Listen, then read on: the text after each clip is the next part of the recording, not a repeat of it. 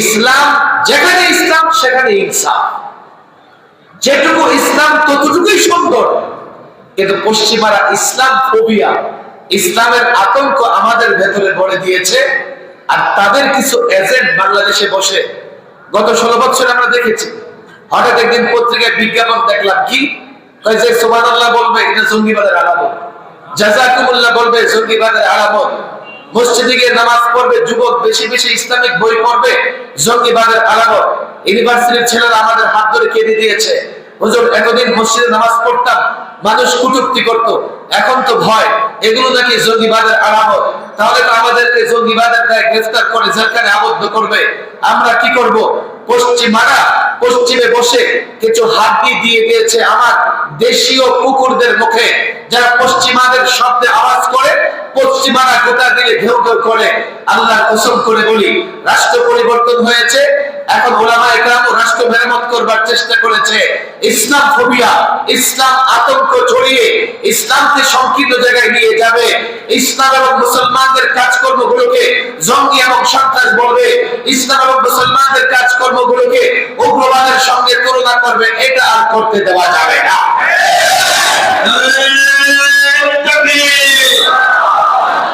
পশ্চিমাদের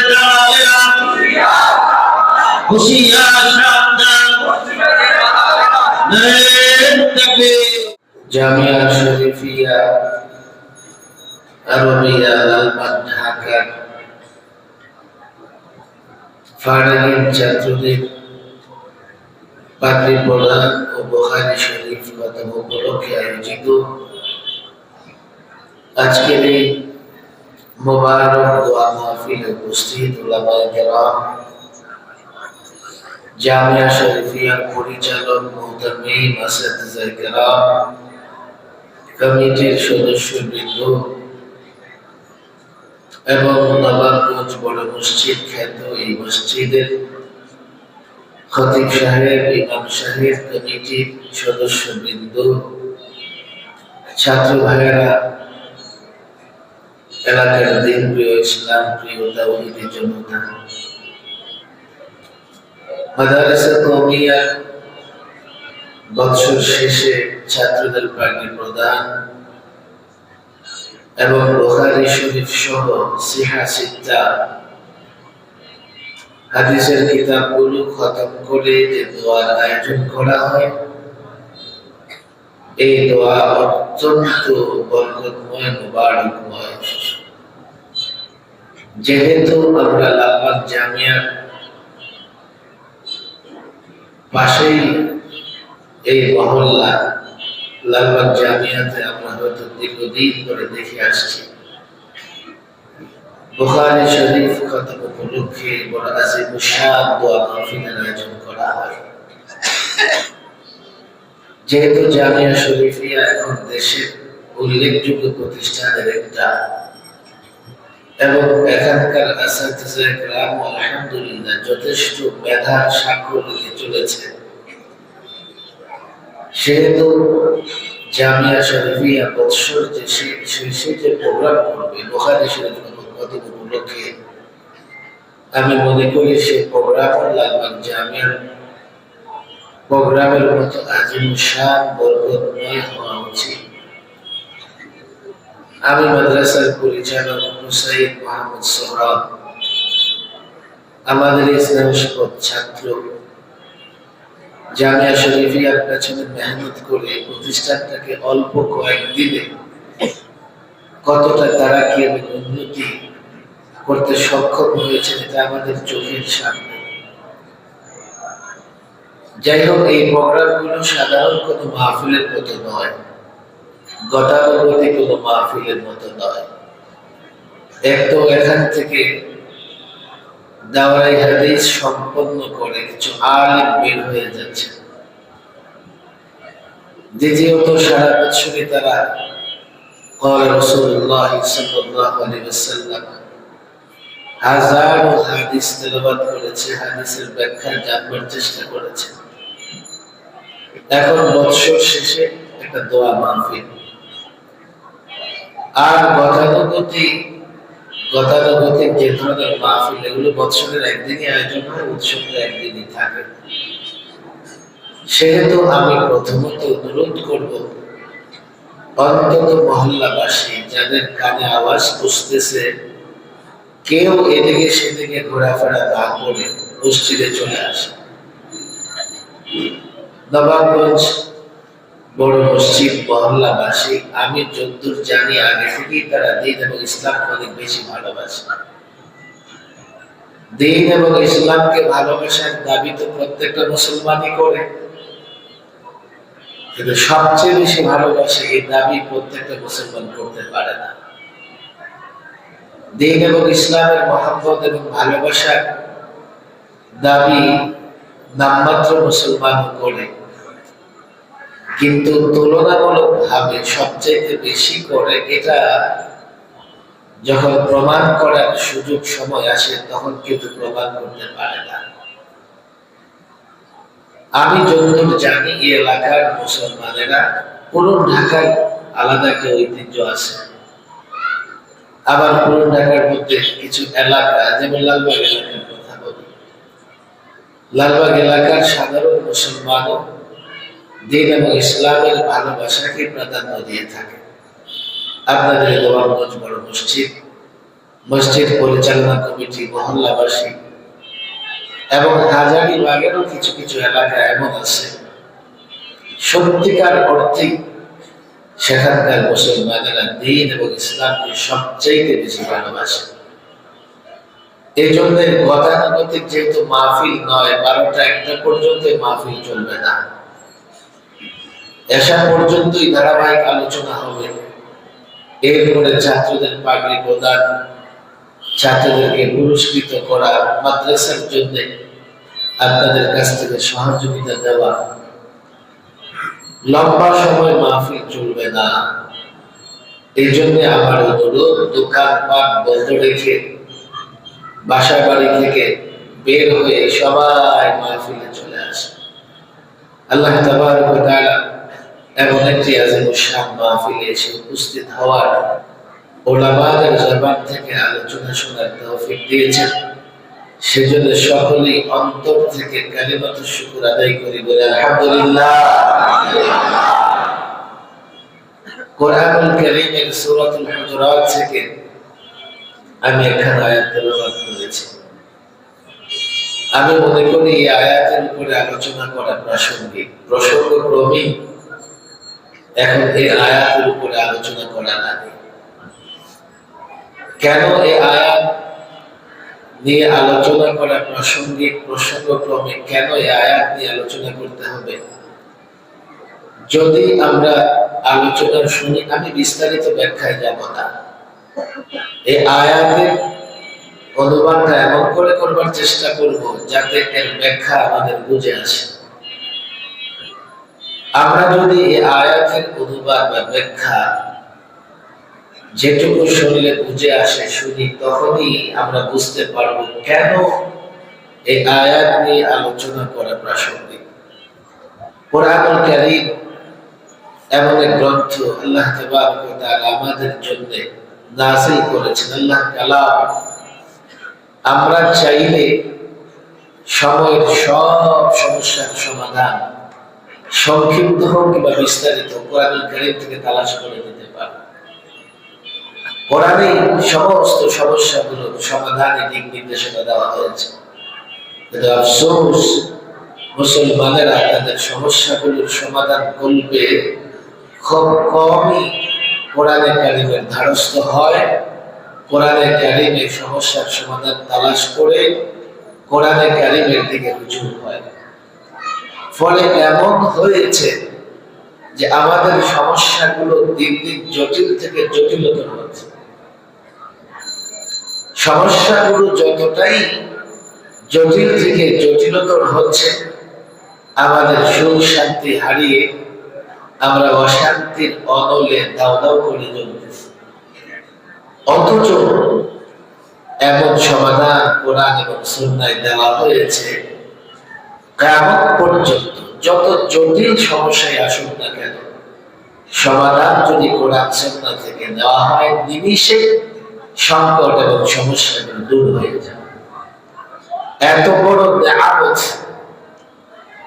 এত বড় রহমত আমাদের কাছে থাকতেও আমরা সেটাকে ভ্রুক্ষেপ করি না।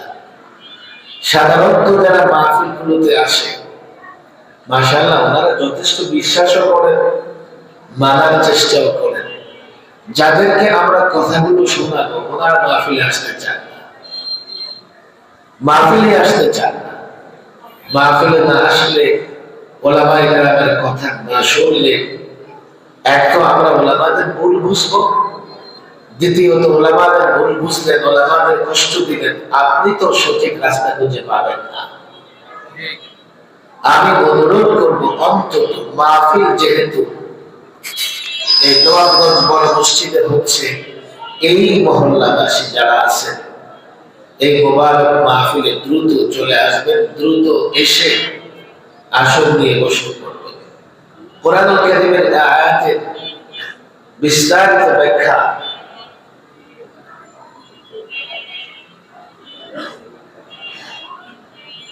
কম সময়ের মধ্যে সম্ভব না। কোরআনুল কারীমের এই আয়াত আল্লাহ তাবারক ওয়া তাআলা যে নির্দেশনা দিয়েছেন, ওয়াইন তাইফাতান মিনাল মুমিনিনা ইখতাতালু, মুসলমানদের দুই গ্রুপ যদি ঝগড়া করে, মারামারি করে, দ্বন্দ্ব কলহ করে, তখন অন্য মুসলমানদের করণীয় কি, কিংবা মুসলিম শাসকের করণীয় কি? মুসলমান যদি দুই গ্রুপে, দুই ভাগে বিভক্ত হয়ে ঝগড়াঝাটি, দ্বন্দ্ব কলহে লিপ্ত হয়ে পড়ে, মুসলিম শাসক এবং সাধারণ মুসলমানদের করণীয় কি? কোরআনুল কারীমের নির্দেশ হচ্ছে, ফাসলিহু বাইনাহুমা, এই দুই গ্রুপের মধ্যে সুলহ করে দাও, সন্ধি করে দাও, মীমাংসা করে দাও। এটা কোরআনের নির্দেশ। যদি মুমিনদের দুই গ্রুপ ঝগড়া করে, সাধারণ মুসলমান, তৃতীয় পক্ষ কিংবা শাসক গোষ্ঠী, তাদের উপর ওয়াজিব হচ্ছে এই দুই মুসলমানের মধ্যে মীমাংসা করে দিতে হবে, সুলহ করে দিতে হবে। এই কাজ সাধারণ মুসলমান করে না, এই জন্যই সাধারণ মুসলমানের কাছে কোরআনের এই নির্দেশনাটা স্পষ্ট নয়। না তারা কোরআন কারীম পড়ে, না এই বিষয়ে কোরআন কারীমের নির্দেশ কখনো জানবার চেষ্টা করেছে। ওলামায়ে কেরাম সাধ্য অনুযায়ী যদি কখনো মুসলমানদের দুই গ্রুপের মধ্যে ঝগড়াঝাটি দেখেছে, তারা চেষ্টা করেছে। একটা প্রসঙ্গ দিয়ে আসলে আলোচনা করাই লাগে। দাওয়াত তাবলীগের মেহনতে প্রথমবার যখন ছোট্ট একটা ঝামেলা হয়েছে, তখন ওলামায়ে কেরাম চেষ্টা করেছে এই ঝামেলা মিটিয়ে দেওয়া যায় কিনা। কিছুদিন পরে যার সঙ্গে ঝামেলা হয়েছে, রাজশাহী বিশ্ববিদ্যালয়ের প্রফেসর মুশফিক স্যার যাকে বললেন, তার ইন্তেকাল হয়ে যাওয়ার কারণে দাওয়াতে তাবলীগে সেই ঝামেলাটা আর বেশি দূর অগ্রসর হয় না। এরপরে যখন আরেকটা ঝামেলা হয়েছে, দাওয়াতে তাবলীগের মেহনত যারা করেন তারা জানেন, আমিরে ফয়সাল ওনারা যখন শুরাই নিজামে দাওয়াতে তাবলীগের কাজ করত, লম্বা সময় শুরাই নিজামে দাওয়াতে তাবলীগের কাজ গোটা দুনিয়ায় হয়েছে, গোটা দুনিয়ায় হয়েছে। আমির ছিল না, এই অবস্থায়ও দাওয়াতে তাবলীগের কাজ লম্বা সময় পরিচালিত হয়েছে। কাকরাইলে যারা আমিরে ফয়সাল ছিলেন, যাদের সিদ্ধান্তে পালাক্রমে, যাদের সিদ্ধান্তে দাওয়াত তাবলীগের কাজ পরিচালিত হতো, তাদের ভেতরে ঝামেলা হয়ে গেল, দুই ভাগে বিভক্ত হয়ে গেলেন তারা।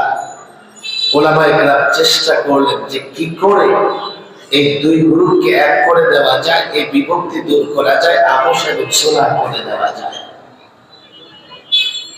বাংলাদেশের রাজনৈতিক ভাবে নানা রকমের ঝামেলা হয়েছে। এই রাজনৈতিক ঝামেলা গুলোতেও ওলামায়ে কেরাম চেষ্টা করেছেন শুধু বাংলাদেশে নয়, আমরা জানি যেহেতু পুরান ঢাকায় আমাদের বসবাস, ইরানের যুদ্ধ চলেছিল দীর্ঘদিন। বাংলাদেশ থেকে একজন আলেম, একজন পীর, একজন বুজুর্গ হযরত মাওলানা মুহাম্মদুল্লাহ হাফিজ হুজুর ঐক্যের বার্তা নিয়ে ইরান সফর করেছিলেন, যে না, এমন ভাবে দুটি রাষ্ট্রের ভেতরে ঝগড়া চলতে পারে না। বাংলাদেশের অনেক জায়গায় সামাজিক ভাবেও কিছু ঝগড়াঝাটি হয়, বিশেষ করে লালবাগ জামিয়া থেকে আল্লামা মুফতি আমিন রাহিমাহুল্লাহ বাংলাদেশের অনেক প্রান্তে যখন মুসলমানদের দুই গ্রুপে ঝগড়াঝাটি হয়েছে, নিজে উদ্যোগ নিয়ে মীমাংসা করবার চেষ্টা করেছে। ওলামাদের এই জন্যই দায়িত্ব, যেহেতু আল্লাহ তাবারক ওয়া তাআলার নির্দেশ ওলামায়ে কেরামরা জানেন। সাধারণ মানুষ হয়তো বা কোরআনে কারীম দেখে দেখে পড়তে পারে, আফসোসের বিষয় হলো এখনো অনেক মুসলমান আছে কোরআনে কারীম পড়তে পারে না। তাহলে মুসলমানদের দুই গ্রুপে যদি বিবাদ হয়, দ্বন্দ্ব হয়, কলহ হয়, দায়িত্ব হচ্ছে সুলহ করে দেওয়া। আল্লাহ বলেছেন ফাসলিহু বাইনাহুমা, তাদের ভেতরে সুলহ করে দাও, সন্ধি করে দাও, মীমাংসা করে দাও। কিন্তু এই দায়িত্ব পালন করতে গিয়ে আপনি সবসময় সফল হবেন তা নাও হতে পারে, নাও হতে পারে। আপনি দায়িত্ব পালন করতেছেন, আপনি আবার নিজেও আক্রান্ত হয়ে যেতে পারেন। দুই গ্রুপের এক গ্রুপ আপনার উপর আক্রমণ করে বসবে। রাজনৈতিক দ্বন্দ্ব বাংলাদেশে যত হয়েছে, হযরত হাফিজ হুজুর রাহিমাহুল্লাহ রাজনীতি করতে চাননি, তিনি তাওবার ডাক দিয়েছিলেন, যাতে প্রত্যেকটা মুসলমান তাওবা করে দ্বীন এবং শরীয়তের পথে ফিরে আসে। মুসলমান, তুমি রাজনীতি করো, রাষ্ট্র পরিচালনায় রাজনীতি তো করাই লাগবে, কিন্তু কোরআন সুন্নাহ মেনে রাজনীতি করো। হযরত হাফিজ হুজুর রাহিমাহুল্লাহ প্রথম পদক্ষেপ ছিলেন তাওবার রাজনীতি, তাওবার রাজনীতি। অনেকে আবার রাজনীতি শব্দটা শুনলেই তার কষ্ট হয়, খারাপ লাগে, লাগতেই পারে। কেননা আমার বাংলাদেশে রাজনীতিটা এতটা নোংরা জায়গায় চলে গেছে, কোন ভদ্র ঘরের সন্তান রাজনীতিতে যুক্ত হতে চায় না, হয়ে গেছে এমন। 53 বছরের বাংলাদেশে রাজনীতি কেবল আমাদের ভেতরে বিভাজন তৈরি করেছে, রাজনীতি কেবল আমাদের রক্ত খেয়েছে, রাজনীতি আমাদের সম্পদ ধ্বংস করেছে, রাজনীতি বাবা তার সন্তানের মধ্যে বিভেদ তৈরি করেছে, ভাই ভাইয়ের মধ্যে বিভেদ তৈরি করেছে। আজকে রাজনীতির কারণে এক প্রতিবেশী আরেক প্রতিবেশীর মধ্যে যুগ যুগ ধরে দ্বন্দ্ব চলতেছে। রাজনীতির কারণে এক মহল্লা আরেক মহল্লার সঙ্গে, এক মুসলমান আরেক মুসলমানের সঙ্গে দ্বন্দ্ব এতটা চরমে উপনীত হয়েছে, একজন আরেকজনের রক্ত ঝরাতেও দ্বিধা করে না, হয়ে গেছে রাজনীতি নোংরা। এরপরেও আপনি যদি রাজনীতি ছেড়ে দেন, রাজনীতি আপনাকে ছাড়বে না। যেহেতু মসজিদে এসেছেন, নিঃসন্দেহে যারা মসজিদে এসেছেন বয়ান শুনতে, যারা মসজিদে এসে নামাজ আদায় করেন, তারা সমাজের উৎকৃষ্ট তবকা, উৎকৃষ্ট স্তর। নিকৃষ্ট মানুষেরা মসজিদে আসতে পারে না। বলবেন হুজুর অমুকে তো নামাজও পড়ে, ঝামেলাও করে। আচ্ছা, সে কামাই করে, খরচও করে, ধরে দাও। আর তুমি নামাজও পড়ো না, কিন্তু গুনাহ করতে থাকো। রাজনীতি নোংরা জায়গায় চলে গেছে, ঠিক আছে, এরপরেও আপনি রাজনীতি থেকে মুক্ত নন। আপনি রাজনীতি করেন আর না করেন, রাজনীতি আপনাকে ছাড়বে না। বলবেন হুজুর কি করে? সময় বেশি না, একটু পরে এশার আজান হয়ে যাবে। বাংলাদেশের রাজনীতিবিদরা যত আইন করে, আমি পীর হই, দরবেশ হই, রাজনীতি করি আর না করি, তাদের আইন কিন্তু অমান্য করতে পারি না। রাজনীতিবিদ বিদ্যুতের বিল বাড়িয়ে দিলে, ট্যাক্স বাড়িয়ে দিলে আমাকে বাড়তিটা দেওয়া লাগে। রাজনীতিবিদ পেট্রোল, অক্টেন, গ্যাসের দাম বৃদ্ধি করলে বাড়তিটা আমাকে দেওয়া লাগে। রাজনীতিবিদ ট্রাফিক কোন ল বানালে সেটা আমাকে মানা লাগে। রাজনীতিবিদ জমি রেজিস্ট্রি থেকে শুরু করে ক্রয় বিক্রয় যেখানেই যে আইন করবেন সব মানা লাগে। এমনকি রাজনীতিবিদেরা যদি কোরআন সুন্নাহর বিরোধীও কোনো আইন করে ফেলে, আপনি অমান্য করলে আপনাকে হাত করা লাগিয়ে জেলের ভেতরে ঢুকিয়ে আনবে। একটা আইন নিয়ে গত 16 বছর আমি বারবার বঞ্চিত হয়েছি। কি 18 বছরের কমে বিয়ে দেওয়া যাবে না নারীকে, আর পুরুষ বিয়ে করতে পারবে না 21 বছরের কমে। ফলে কি হয়েছে? বাংলাদেশে জিনা, ব্যভিচার, অবৈধ মেলামেশার দিকটা বেড়ে গিয়েছে। আমি সুফি হই, আলেম হই, পীর হই, দরবেশ হই, আমি এই আইন অমান্য করবো। অনেক জায়গায় এমন হয়েছে মেয়েকে বিয়ে দিয়ে বাবা জেলে গেছে। কেন? মেয়ের বয়স 18 পুরা হয় না। রাজনীতি করেন আর না করেন, রাজনীতি আপনাকে ছাড়বে না। আমি এই জন্যই মসজিদে আসা মুসল্লি যুবকদের বলি, তোমরা রাজনীতি করো। যদি তোমরা রাজনীতি না করো, নোংরা লোকেরা রাজনীতি করে সমাজকে আরো নোংরা বানাবে। তুমি এক সময় চারিত্রিক সার্টিফিকেট আনতে যাবে এমন ব্যক্তির কাছে যার নিজেরই চরিত্রের বাড়াই নাই। জন্ম সনদ আনতে যাবে এমন ব্যক্তির কাছে যার নিজেরই জন্মের ঠিক ঠিকানা নাই। হয়েছে বাংলাদেশে, বক্তৃতা করতে গেছে, বাধা দিয়েছে। পরে খোঁজ খবর নিয়ে দেখলাম এমপি সাহেব ইয়াবা ব্যবসা করে। আমি বললাম, ইয়াবা কারবারি মাহফিলে বাধা দিবে, এটাই তো স্বাভাবিক। চেয়ারম্যান ধরা পড়েছে ফেন্সিল ব্যবসা করতে গিয়ে, আর গাঞ্জাখোর মেম্বার আর চেয়ারম্যান কমিশনের অভাব নাই বাংলাদেশে।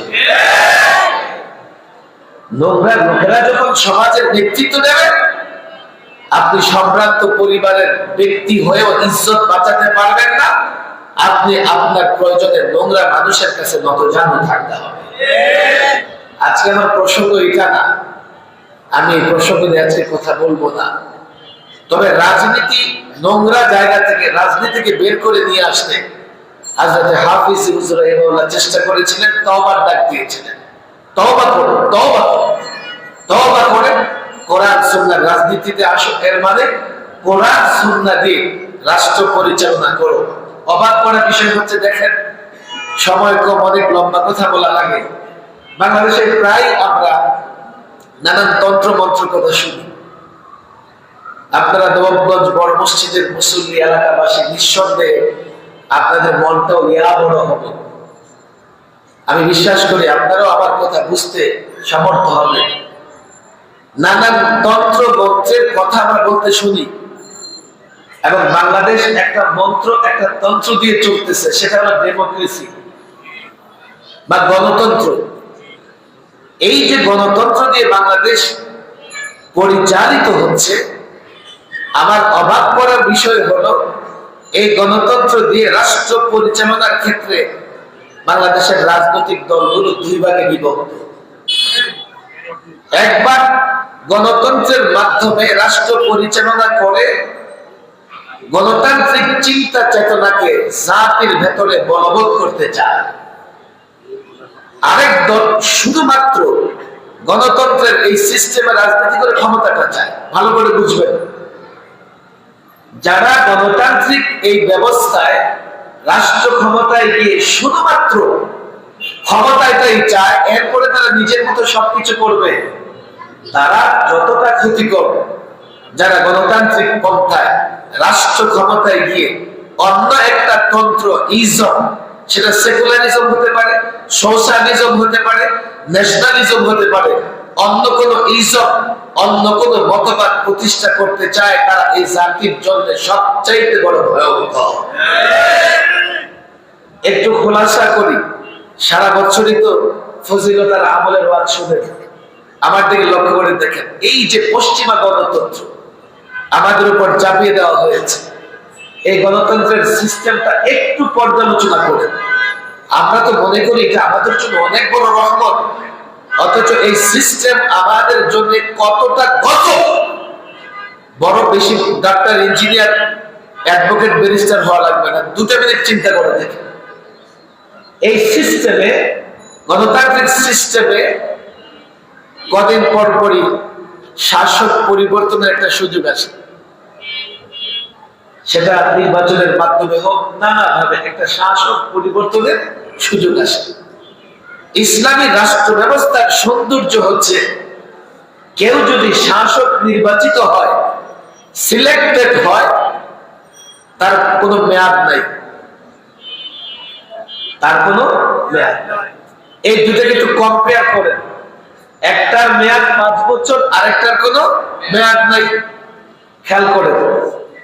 ফলে হয় কি, 5 বছর পরে তাকে টেনে নামিয়ে অন্যরা যেতে যত দরকার সব করে। দেশে শান্তি কেমনে আসবে? একটা অংশ থাকার চেষ্টা করে, আরেকটা অংশ নামানোর চেষ্টা করে। আমি কারো পক্ষে বিপক্ষে বলছি না, হাতে পায়ে ধরে কথাটা বোঝার চেষ্টা করেন। এই যে পশ্চিমা তন্ত্রের বিষয়টা কি, মেয়াদ আপনার 5 বছর। এখন একদল চিন্তা করে 5 বছরের পরে তাকে টেনে হেঁচড়ে নামাতে হবে, আরেক দল চিন্তা করে থাকতে হবে। আমাদের গ্রামের ভাষায় একটা কথা বলে যে পাটা পুতার বসাকুশিতে মরিচের জীবন শেষ। ক্ষমতা কেন্দ্রিক লড়াইয়ের ফলে জনগণের জীবন শেষ, জনগণের জীবন শেষ। ইসলামের সৌন্দর্য কি দেখেন, আপনি শাসক নির্বাচিত হয়েছেন, আপনি যতদিন জনগণের কল্যাণে কাজ করবেন আপনাকে ক্ষমতা ছাড়তে হবে না। এখানে সরকারি দল বা বিরোধী দল বলতে কিছুই নাই। বলবেন হুজুর সরকারি দল বিরোধী দল থাকলে সমস্যা কি? সমস্যা কি জানেন? যে সরকারি দল হয় তার কাছে সরকারের অবৈধ কাজটাও ভালো লাগে, আবার যে বিরোধী দল হয় তার কাছে সরকারের ভালোটাও ভালো লাগে। আর ইসলাম কি বলে, আমার দল যদি অন্যায় করে, কিসের পার্লামেন্টে সরকারি দল বিরোধী দল থাকবে? জনগণের কল্যাণে যে কাজ করবে সকলের দায়িত্ব হচ্ছে সহযোগিতা করা। আর জনগণের কল্যাণে যিনি কাজ করবে না, সকলের দায়িত্ব হচ্ছে তার বিরোধিতা করা। যেহেতু সরকারি দল বিরোধী দল আছে, তো সরকারি দলের লোকেরা সরকার যাই করুক না কেন সবগুলোর সঙ্গে থাকে। আবার বিরোধী দলের লোকেরা সরকার যাই করুক না কেন ঘুরাইয়া ফিরাইয়া বিরোধিতা করাই তার কাজ। প্রচলিত এই তন্ত্রে মন্ত্রে নির্বাচিত এই শাসক একদল নির্বাচনে দাঁড়ায়, জনগণের কাছে ভোট চায়, ইসলামী সুযোগ নাই। সে যেহেতু নিজে দাঁড়িয়েছে, পোস্টার ছেপেছে, আপনাকে নোট দিয়েছে, ইনভেস্ট করেছে, সে যখনই সুযোগ পাবে আগে সুদে আসলে এগুলো উদ্ধার করবে। শরীয়ত ইসলামে অন্যরা মিলে সিলেকশন করবে যে তোমাকে দায়িত্ব দিলাম, তোমার এখানে ইনভেস্ট করা লাগবে না, তুমি দায়িত্ব পালন করবে। ফলে এই লোকটা যেহেতু ইনভেস্ট করবে না, আর সাধারণত মানুষেরা নির্বাচন যখন করবে সৎ লোককে নির্বাচন করবে, আর যদি কেউ নিজে নির্বাচিত হয় কালো টাকা বেশি শক্তি ব্যবহার করে নির্বাচিত হবে, ফলে জনগণের কল্যাণ হবে না, অকল্যাণ বেশি হবে। এইভাবে আপনি যদি কম্পেয়ার করেন তাহলে বুঝতে পারবেন ইসলামী সিয়াসত বা রাজনীতির মতো কতটা মূল্যবান জিনিস আমরা হারিয়ে পশ্চিমা নোংরা জিনিসকে আপন করে নিয়েছি, যার ফলে 53 বছরের শুধু বাংলাদেশ নয়, পৃথিবীর অনেক রাষ্ট্র আছে 200-250 বছরও সেখানে শান্তি প্রতিষ্ঠা হয় না। আমাদেরকে খেয়াল করেন যে ভাই, কথা আমার ভিন্ন দিকে চলে যাচ্ছে। 2 গ্রুপে ঝামেলা হলে আমাদের সোলাহ করার দরকার আছে না নাই? কিন্তু আপনি সোলাহ করতে চাইলে সোলাহ হবে, নাও হতে পারে। এরপরে আপনার করণীয় কি, সেই নির্দেশনাও কোরআনে কারিমে দেওয়া আছে। فَإِن بَغَتْ إِحْدَاهُمَا عَلَى الْأُخْرَى فَإِن بَغَتْ إِحْدَاهُمَا عَلَى الْأُخْرَى فَقَاتِلُوا الَّتِي تَبْغِي। 2 গ্রুপের সোলাহ করতে চেয়েছো, হয়েছে কি, সোলা তো হয় নাই, এক গ্রুপ আরেক গ্রুপের উপর আক্রমণ করে বসেছে। এক গ্রুপ আরেক গ্রুপের উপর আক্রমণ করে বসেছে। ফাইন বাবাত ইহদাহুমা আলাল উখরা, যদি এক গ্রুপ আরেক গ্রুপের উপরে আক্রমণ করে বসে, হামলা করে বসে, বাড়াবাড়ি করে বসে, তখন করণীয় কি? সুলহ করতে কি হতে পারে? আপনি চেয়েছেন সুলহ করবেন, দুই গ্রুপের এক গ্রুপ সুলহ মানে নাই, না মেনে আক্রমণ করে বসেছে, তখন আপনার করণীয় কি? তো ফাকাতিলুল্লাতী তাবগী, যে বাগাবাত করেছে, যে গ্রুপ বাড়াবাড়ি করেছে, ফাকাতিলুল্লাতী, তার সঙ্গে যুদ্ধ করে, লড়াই করো, হাত্তা তাফিআ ইলা আমরিল্লাহ, যতক্ষণ পর্যন্ত আল্লাহর হুকুমের কাছে, আল্লাহর নির্দেশের কাছে ফিরে না আসে, তোমাদের উচিত তার বিরুদ্ধে লড়াই করা। তখন আপনি আর নিরপেক্ষ থাকতে পারবেন না, তখন আপনি আর তৃতীয় পক্ষ থাকতে পারবেন না। কেন আজকাল এই ঝামেলাগুলোর মীমাংসা হয় না? যখন দুই গ্রুপ ঝগড়া করে আমরা সুলহ করবার চেষ্টা করি, যখন এক গ্রুপ আরেক গ্রুপের বাড়াবাড়ি করে, তো আমরা যে গ্রুপ বাড়াবাড়ি করলো তার বিরুদ্ধে অবস্থান নেই না। দাওয়াত ও তাবলীগের ময়দানে তাই হয়েছে, সিয়াসি ময়দানে তাই হয়েছে। আদালতে আমরা যখন দেখেছি টঙ্গীর ময়দান প্রথমবারের মতো রক্তাক্ত হয়েছে, আমরা বুঝে নিয়েছি না, এই গ্রুপ সমাজে ফিরবে না, তারা বাংলাদেশের ব্রান্ড না, থাকে বাংলাদেশে, আর তাদের সুতা ধরে টান দেওয়া হয় দিল্লি থেকে।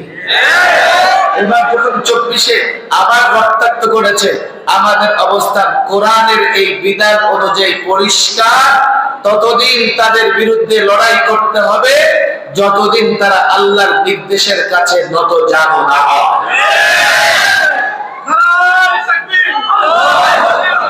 আমার কথাগুলো একটু খেয়াল করেন, দেখেন অপরাধের ধরন আছে। পৃথিবীতে সবচাইতে বড় অপরাধ হলো হত্যাকাণ্ড সংগঠিত করা। হত্যাকাণ্ড সংগঠিত করা সবচেয়ে বড় অপরাধ। কোরআন এবং সুন্নাহয় হত্যার ব্যাপারে যে নির্দেশনা এসেছে, আপনি যদি জানেন অবাক হবে যে হুজুর এত বড় অপরাধ। কোরআনুল কারীমের এক আয়াতে এসেছে, وَمَن يَقْتُلْ مُؤْمِنًا مُتَعَمِّدًا فَجَزَاؤُهُ جَهَنَّمُ وَمَن يَقْتُلْ مُؤْمِنًا مُتَعَمِّدًا فَجَزَاؤُهُ جَهَنَّمُ খালিদান ফিহা। তো কেউ যদি ইচ্ছাকৃত কোন মুমিনকে হত্যা করে, চারটা ভয়াবহ শাস্তি। এক, জাযাউহু জাহান্নাম, তার ঠিকানা হবে জাহান্নাম, খালিদান ফিহা, সর্বদা থাকবে, এক নম্বর শাস্তি। দুই, গাদিবাল্লাহু আলাইহি, আল্লাহ তাবারক ওয়া তাআলা তার উপর অসন্তুষ্ট হবে। কোন মুসলমান চায় যে আল্লাহ তার উপর অসন্তুষ্ট হোক? কেউ যদি কোন মুমিনকে ইচ্ছাকৃত হত্যা করে, আল্লাহ তার উপর অসন্তুষ্ট হবে। তিন, ওয়া লাআনাহু, আল্লাহ তার উপর লানত করবেন। আল্লাহ লানত করবেন, চারটিখানি কথা। চার, ওয়া আ'আদ্দা লাহু আযাবান আযীমা, আল্লাহ তাবারক ওয়া তাআলা তার জন্য ভয়াবহ শাস্তি প্রস্তুত করে রেখেছেন। তাহলে একজন মুমিনকে ইচ্ছাকৃত হত্যা করলে এই চারটা বড় ধরনের শাস্তি হলে কত ভয়াবহ বড় ধরনের অপরাধ এটা। কোরআনুল কারীমে কাবিল এবং হাবিলের হত্যাকাণ্ডের ঘটনা এসেছে। কাবিল জুলমান অন্যায়ভাবে হাবিলকে হত্যা করে ফেলেছে। কোরআনুল কারীমের এক সূরা এক রুকুতে আল্লাহ তাবারক ওয়া তাআলা আলোচনা করবার পরে আল্লাহকে বিধান লিখে দিয়েছেন। كتبنا على بني إسرائيل من قتل نفسا بغير نفس أو فساد في الأرض فكأنما قتل الناس جميعا। কি বিধান লিখে দিয়েছে? মান কতালা নাফসান বিগাইরি নাফস, কেউ যদি কোন ব্যক্তিকে হত্যা করে অন্যায় হবে, ফাকান্নামা কাতালান নাস জামিআ, সে যেন সমস্ত মানুষকে হত্যা করে ফেলে। আউযুবিল্লাহ। হাদিসের এক বর্ণনায় এসেছে, সিবাবুল মুসলিমি ফুসুক, কোন মুসলমানকে গালি দেওয়া অন্যায়, মারাত্মক অন্যায়। ওয়া কিতালুহু কুফর, এবং কোন মুসলমানকে হত্যা করা কুফর, কুফরি কাজ, কুফরি কাজ। বলবেন হুজুর আমরা তো হত্যা করি নাই, আমরা শুধু মার্চ করে ময়দানে ঢুকেছি। আমরা তো হত্যা করি নাই, আমরা তো শুধু মার্চ করে ময়দানে ঢুকেছি। হাদিসে এসেছে লাউ আন্না আহলাস সামাওয়াতি ওয়া আহলাল আরদ ইশতারাকু ফি দামিন ফাআকাব্বাহুমুল্লাহু ফিন নার, একজন ব্যক্তি হত্যার পেছনে যদি জমিন আসমানের সমস্ত অধিবাসী জড়িত থাকে, ফাআকাব্বাহুমুল্লাহু ফিন নার, প্রত্যেকটা ব্যক্তিকে আল্লাহ জাহান্নামে নিক্ষেপ করবে। আপনাদের মনে হবে হুজুর এক ব্যক্তিকে হত্যা করতে গিয়ে এত মানুষ লাগে নাকি? আরেক হাদিসে এসেছে ওয়ালাউ বিশিক্কি কালিমাতিন আও বিশাতরি কালিমাতিন, একটা বাক্য দিয়ে যদি, একটা শব্দ দিয়ে, আধা শব্দ দিয়ে,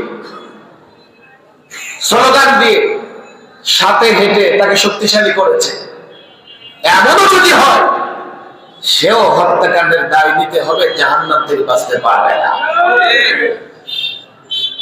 আজকে দাওয়াত ও তাবলীগের মেহনতে, দাওয়াত ও তাবলীগের মেহনত সবচেয়ে নিরীহ মানুষের কাজ।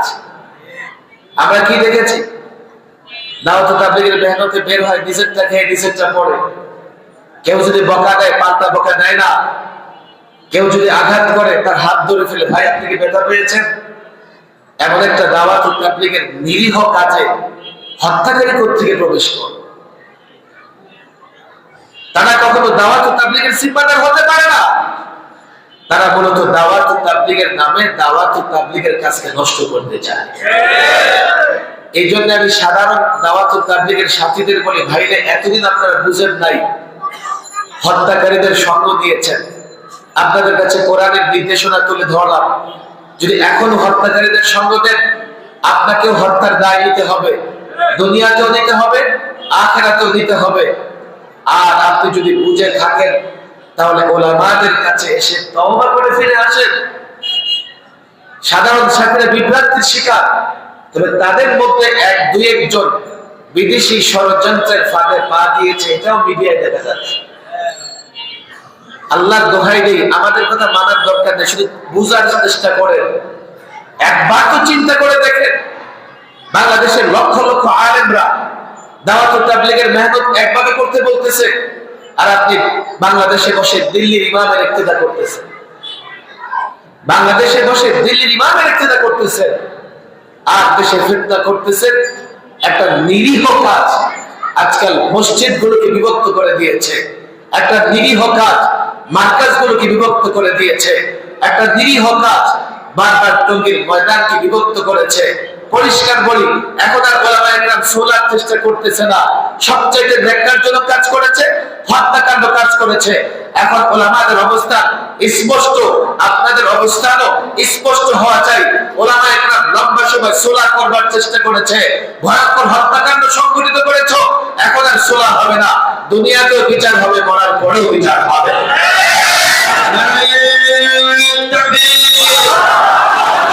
ইসলামের শত্রুরা, ইসলামের শত্রুরা, ওলামায়ে কেরাম যেখানে, আমরা আছি সেখানে।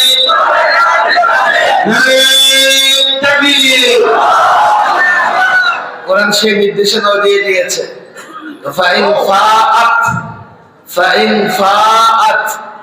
এখন যদি তারা রুজু করে, এখন যদি তারা ফিরে আসে, আমরা বাড়াবাড়ি করবো না, ফাসলিহু বাইনাহুম, আমরা আবার সুলহ করে দেব বিল আদল। এখনো যদি তারা ফিরে আসে, আমরা প্রতিশোধ পরায়ণ বা হিংসা পরায়ণ নই।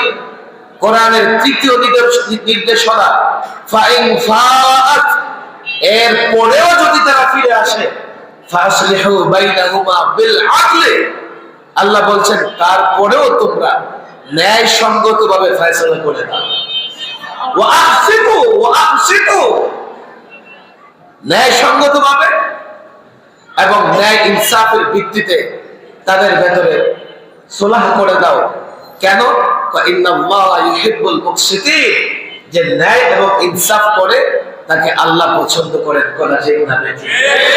আমি আপনাদের বলি, দেখেন পুরান ঢাকায় ওলামায়ে কেরাম বা আপনারা যারা আছেন, এখানে নানা রকমের ঝামেলাও আছে।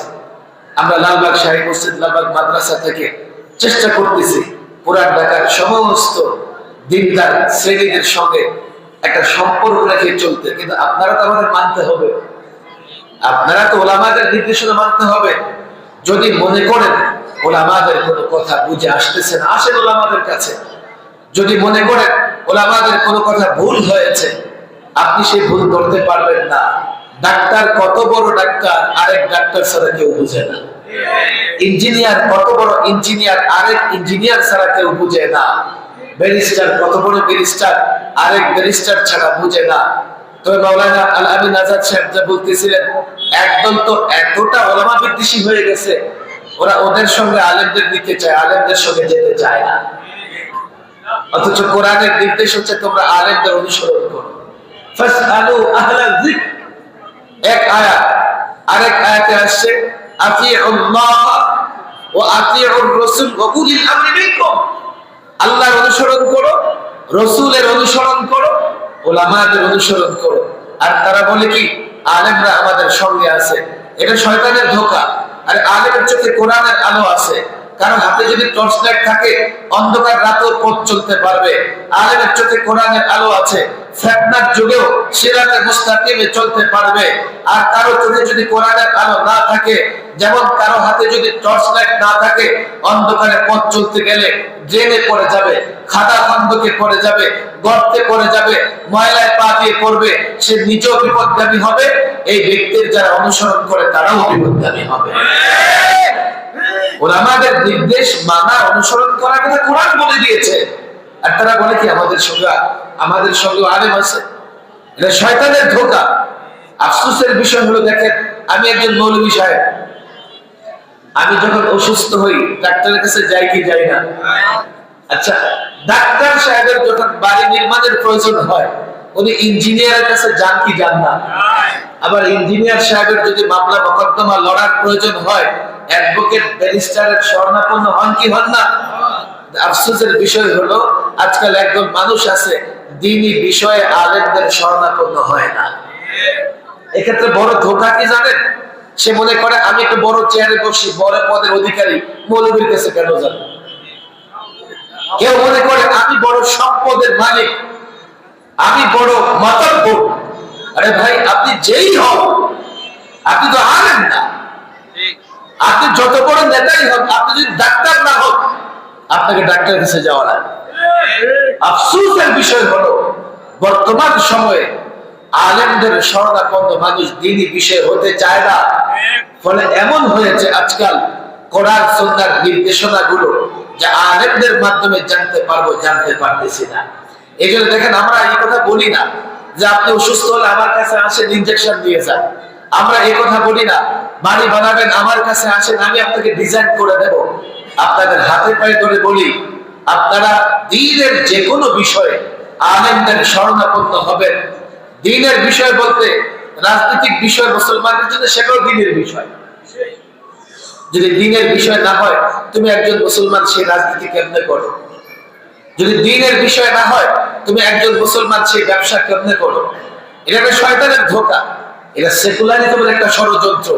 মনে করে মসজিদে এসে বাস বড় মুসল্লি হয়ে যাব, আর মসজিদ থেকে বের হইলে আল্লাহ মানি না, রসুল মানি না, কোরআন মানি না, সুন্নাহ মানি না। এটা কেমন করে হয়? 24 ঘন্টা 1 ঘন্টা আল্লাহরে মানলাম আর বাকি সময় শয়তানকে মানলাম। যতদিন এমন হয়, কোনদিন আমরা মুসলমান ইজ্জত সম্মানের সঙ্গে থাকতে পারবো না। আজকে মুসলমানদের সংখ্যা তো প্রায় 180 কোটি, প্লাস হবে মাইনাস হবে না। এত মুসলমান থাকার পরেও পৃথিবীর কোন রাষ্ট্রে মুসলমানরা শান্তিতে নাই, অথচ ইসলাম শান্তির ধর্ম। অনেকে প্রশ্ন করে, হুজুর কাফের বেঈমানরা এই আমরা কেন শান্তিতে নাই? আমি বলি, ইসলামটা মানতেছো কোথায়? আংশিক ট্রিটমেন্টে রোগী সুস্থ হয় না। কারো অপারেশনের দরকার, আংশিক অপারেশন করে ছেড়ে দিলে লোকটা মারা যাবে। ডাক্তার অ্যান্টিবায়োটিক ওষুধ দেয়, আপনি যদি কোর্স সম্পূর্ণ না করেন অর্থাৎ ভাইরাসকে আহত করে ছেড়ে দেন, পরে এই ভাইরাস শক্তিশালী হয়ে আবার আপনার দেহে আক্রমণ করবে। এই জন্য ডাক্তাররা বলে অ্যান্টিবায়োটিকের কোর্স সম্পূর্ণ করতে হবে, যাতে দেহে থাকা ভাইরাস একেবারে খতম হয়ে যায়। তখনই আপনি কি থাকতে পারবেন, সুস্থ থাকতে পারবেন। আংশিক ইসলাম দিয়ে শান্তি আসবে না। পুরো ট্রিটমেন্ট পুরো ইসলামকে গ্রহণ করতে হবে। কিন্তু ইসলামকে কেমনে গ্রহণ করবো? ইসলাম ফোবিয়া। এখানে যারা আমাদের দিনদার ভাই মুসল্লিরা আছেন পশ্চিমা বিশ্বে, এরা পশ্চিমা বিশ্বে না, বাংলাদেশে ইসলাম ফোবিয়া। ইসলামকে এইভাবে পেশ করে পশ্চিমারা যে ইসলামের নাম শুনলে মানুষ যাতে ভয় পায়। আমরা ছাত্রদেরকে মাঝে মধ্যে একটা কিচ্ছা শোনাই। ছাত্র গেছে শিক্ষকের জন্য দুধ হারিয়ে নিয়ে, এই কি নিয়ে আসছিস? দুধ হারিয়ে নিয়ে আসছি হুজুর। আচ্ছা, শিক্ষক ছিলেন অন্ধ, চোখে দেখে না, সে দুধ কেমনে দেখবে? দুধ কেমন? ছাত্র হুজুর দুধ আর কেমন? সাদা। আচ্ছা, সাদা কেমন? কারণ সে তো সবসময় কালাই দেখে, সাদা করতে গিয়ে দেখবে। সাদা হচ্ছে হুজুর বকের মতো, বকের মতো। এমন তো বেচারা বক দেখবো না, কাউয়া দেখবো। বক দেখবে কোথেকে? বক কেমন? এমন হাত বাঁকা করে দেখাইছে। এখন শিক্ষক এইভাবে, এই দুধ আমার গলা দিয়ে যাবে না। এই জন্য যুবকেরা ইসলামকে ভয় পায়। যেমন আমাদের সমাজে যুবকেরা দাঁড়িয়ে রাখাকে ভয় পায়, অথচ আপনি অবাক হবেন এখন সেলিব্রিটি ক্রিকেটাররাও এই বড় দাঁড়িয়ে রেখে সাইকেল দিছে হয়ে গেছে। পশ্চিমা যুবকেরা দাড়িতে খুর লাগায় না, কারণ এই মসৃণ চামড়ায় বারবার খুর লাগাইলে স্কিন ক্যান্সার হতে পারে, স্কিন ডিজিজ হতে পারে। আমাদের যুবকেরা দাঁড়িয়ে রাখতে ভয় পায়, আমাদের মা বোনেরা হিজাব পরাকে ভয় পায়। অথচ দেখেন করোনা ভাইরাসে পুরুষেরাও হিজাব পরে রাস্তায় ঘুরেছে। কেন? ডাক্তার বলেছে, আল্লাহ বললে সেটা ভালো লাগে না। ডাক্তার উপরে প্যান্ট পরা আমাদের যুবকেরা ভয় পায়। অথচ সবচাইতে বেশি ইসলাম বিদ্বেষ জার্মান এবং ফ্রান্সে। আপনি দেখেন তাদের দেশের যুবকদের অবস্থা, তারা এখন আর ট্রাক্টর নিচে প্যান্ট পরে না, উঠায় পড়ে। কেন? ডাক্তাররা বলে দিয়েছে এই যে ট্রাক্টর দিয়ে এক ধরনের বাতাসের সঙ্গে এক ধরনের এনার্জেটিক জিনিস দেহে প্রবেশ করে। আপনি লম্বা সময় এই ট্রাক্টর ঢেকে রাখলে আপনি অসুস্থ থাকবেন, আপনার যৌন নানা ধরনের সমস্যা দেখা দিবে। ইসলাম যেখানে ইসলাম সেখানে ইনসাফ। যেটুকু ইসলাম ততটুকুই সুন্দর। কিন্তু পশ্চিমারা ইসলাম ফোবিয়া, ইসলামের আতঙ্ক আমাদের ভেতরে গড়ে দিয়েছে। আর তাদের কিছু এজেন্ট বাংলাদেশে বসে গত 16 বছর আমরা দেখেছি। হঠাৎ একদিন পত্রিকায় বিজ্ঞাপন দেখলাম, কি যে সুবহানাল্লাহ বলবে এটা জঙ্গিবাদের আলামত, জাযাকুমুল্লাহ বলবে জঙ্গিবাদের আলামত, মসজিদে গিয়ে নামাজ পড়বে যুবক বেশি বেশি ইসলামিক বই পড়বে জঙ্গিবাদের আলামত। ইউনিভার্সিটির ছেলেরা আমাদের হাত ধরে কেঁদে দিয়েছে, হুজুর এতদিন মসজিদে নামাজ পড়তাম, মানুষ কটূক্তি করত, এখন তো ভয়, এগুলো নাকি জঙ্গিবাদের আলামত। তাহলে তো আমাদেরকে জঙ্গিবাদের দায়ে গ্রেফতার করে জেলখানে আবদ্ধ করবে। আমরা কি করব? পশ্চিমারা পশ্চিমে বসে কিছু হাড্ডি দিয়ে দিয়েছে আমার দেশীয় কুকুরদের মুখে, যারা পশ্চিমাদের শব্দে আওয়াজ করে, পশ্চিমারা গোটা দিলে ঢেউ ঢেউ করে। আল্লাহর কসম করে বলি, রাষ্ট্র পরিবর্তন হয়েছে, এখন উলামায়ে কেরাম রাষ্ট্র মেরামত করবার চেষ্টা করেছে। ইসলাম ফোবিয়া, ইসলাম আতঙ্ক ছড়িয়ে ইসলামকে সংকীর্ণ জায়গায় নিয়ে যাবে। ইসলাম এবং মুসলমানদের কাজকর্মগুলোকে জঙ্গি এবং সন্ত্রাস বলবে, ইসলাম এবং মুসলমানদের কাজকর্মগুলোকে উগ্রবাদের সঙ্গে তুলনা করবে। এটা আর করতে দেওয়া যাবে না।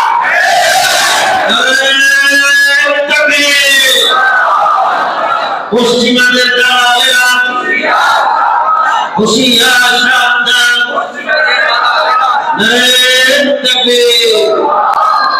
আমার কয়েকটা পয়েন্টের আলোচনা মনে রাখবেন তো ইনশাআল্লাহ, যেহেতু মসজিদ স্লোগান দিও না। এক বলেছি, মুসলমানদের দুই গ্রুপে ঝামেলা হলে মীমাংসা করার দায়িত্ব আমাদের। কথা ঠিক না ঠিক? 2 নম্বর, যদি কোন এক গ্রুপ বাড়াবাড়ি করে নীরব থাকবো না। যেই গ্রুপ বাড়াবাড়ি করছে তার বিরুদ্ধে লড়াই করতে হবে। এরপরে যদি সেই গ্রুপ ফিরে আসে, আমরা আদল ও ইনসাফ করব, আমরা বাড়াবাড়ি করব না। কথা ঠিক না বেঠিক? আর ওলামাদের সঙ্গে থাকবো তো ইনশাআল্লাহ। ওলামাদের নির্দেশনা মানবো তো ইনশাআল্লাহ। ইবলিসের সবচাইতে বড় ষড়যন্ত্র হচ্ছে আলেম ওলামাদের কাছ থেকে যুবকদের দূরে সরাইয়া দেওয়া। আজান সহত আজান করে দিয়েছে। হ্যাঁ, আমি একটু ঘটনা একটা মনে পড়ে গেছে তাফসীরের কিতাবে, বলবো নাকি? বলেন। এক আলেমের সঙ্গে এলাকার যুবকদের সম্পর্ক। ইবলিস বলে এটা তো থাকতে দেওয়া যায় না। কই কেন? ওই যুবকের সকালে বক্তব্যে যাইতে দেই নাই, এই যুবকের মাদ্রাসায় পড়তে দেই নাই। এখন দেখি মৌলবীর সঙ্গে যোগাযোগ রেখে ইসলামের উপরে চলতেছে। ঠেকাও ওরা, ঠেকাও, এ যাও, 4-5টা চেলা চামুন্ডারে পাঠাই দিছে, যাও আলেম আর যুবকের সম্পর্ক নষ্ট করে দাও। ইবলিসের চেলা চামুন্ডারা গিয়ে অনেক বুঝাইছে যুবকের, অনেক অসবাসা দিছে, ধোঁকা দিছে। যুবক আলেমকে মহব্বত করে আল্লাহর জন্য, অনেক ওয়াসওয়াসা দিছে। মৌলবী এই, মৌলবী সেই, মৌলবী এটা খায়, মৌলবী এইভাবে চলে, মৌলবী ওইভাবে চলে, মৌলবী ব্যাকডেটেড, মৌলবী জঙ্গিবাদের সঙ্গে জড়িত, মৌলবী সন্ত্রাসবাদের সঙ্গে জড়িত। আরে মৌলবী কাপড়ের দাম বাড়াই ফেলতেছে, মৌলবী রুমাল এইভাবে পড়ে, মৌলবী রুমাল ওইভাবে পড়ে, এই মৌলবীরা ছাড়ো। দেখো এই মৌলবী বিজ্ঞান মহাশকা না, এই মৌলবী বিজ্ঞান বুঝে না, সায়েন্স বুঝে না, কেন মৌলবীর কাছে গেছো? ছাড়ো, এই মৌলবী তোমাকে পেছনের দিকে নিয়ে যাবে। আশায় মনে অনেকে মৌলবী দেখতেই পারে না। আল্লাহ মুফতি আনিল রহমাতুল্লাহ একটা ঘটনা বলতেন। মাদ্রাসার ছাত্র হাউজের পরে বসে হুজু করতেছে, এক মৌলবী বিদ্বেষী ব্যক্তি ঢুকছে, ঢুকে দেখে তার গাল আগুন ধরে গেছে। আরে মাদ্রাসার ছাত্র হাউজে বসে আছে, এই কি করো? ধমক। কি করো? দেখেন না উজু করতেছি, কোনো কাজ আছে খাইয়া দেয়া? না, এটাই আমাদের কাজ, উজু করুন, নামাজ পড়ুন। আচ্ছা বলো দেখি যে হাউজে কয় বালতি পানি আছে? আমাদের কম বেশি সবার বাড়িতে হাউস আছে না নাই? কেউ বলতে পারবেন আপনার হাউসে কয় বালতি পানি আছে? আজানের জবাব দেয়, সেগুলো আজানের জবাব দেয়।